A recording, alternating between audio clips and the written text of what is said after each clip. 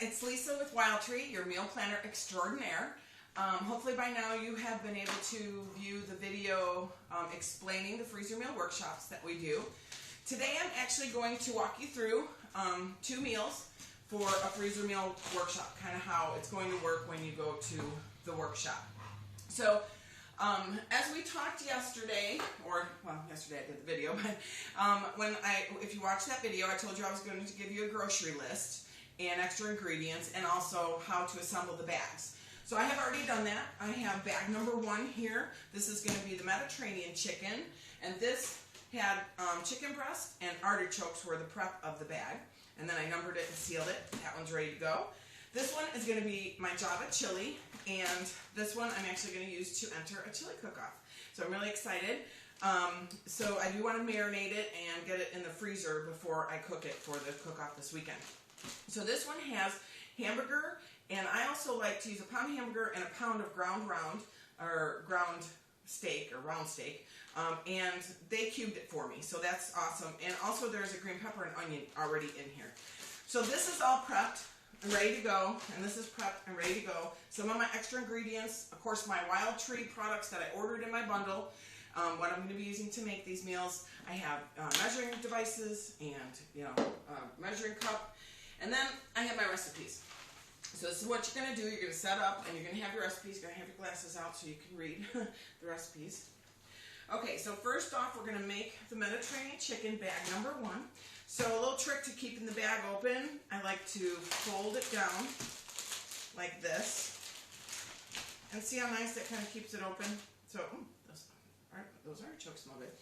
Okay, and then I'm just going to follow along on my recipe here. So I already have the artichokes in there. This calls for tomatoes. So I'm going to put my tomatoes in there.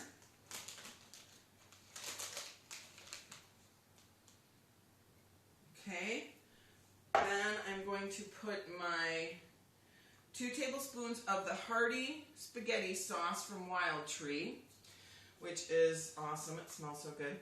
And all the ingredients are natural. If you look at the back, you'll just see. So we're going to put in 2 tablespoons of this. So we just take the tablespoon, 1 and 2. Yummy. Makes me hungry.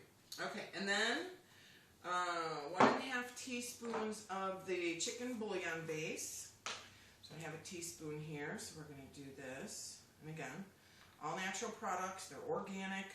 We are working on getting it gluten-free certification, but we're not quite there yet. But most of them are just naturally gluten-free. Okay, and then we also want to put in 1.5 tablespoons of quick cooking tapioca, because this will help thicken it up. It's actually a crock pot recipe, so it's kind of nice to have it a little thicker and not having to use cornstarch. Okay, 1½ tablespoons of that, and then a little bit of salt and pepper according to how your family likes it. So I just kind of grind some fresh stuff in here. And that's it. That is the recipe. So we go ahead and we fold it up. Now again, this has 2 pounds of chicken in it, the artichoke hearts, the tomato sauce, the hearty spaghetti blend, and the chicken bouillon base, and the salt there, no pepper. You don't need any pepper. And we're going to go like that, seal it up, and then we just swish it. And you swish it, get all the seasonings all the way around. It's going to be so yummy. Okay, when you're done swishing it, you got a label right here. I got the label. You will get this at the workshop along with the recipes. And we just put it on there, and that guy is ready to go. Done. Bag number 2, we want to do the chili. Now, the beans go in here, but I'm going to put them in last because I don't want to swoosh those guys and squish them. So on the chili, get your recipe for the chili out, and we are going to do the tomatoes again. Oops, let me go ahead and fold this down to help me get it a little more sturdy. You can use a bowl too if you're at home, but at the workshop we just kind of fold it down. Put the tomatoes in there. Okay. Then we are going to add, let's see, 2 tablespoons of the Java rub. This stuff is awesome. It has a little bit of coffee in there. Oops, oh, I dropped my lid right in the tomatoes. Oops.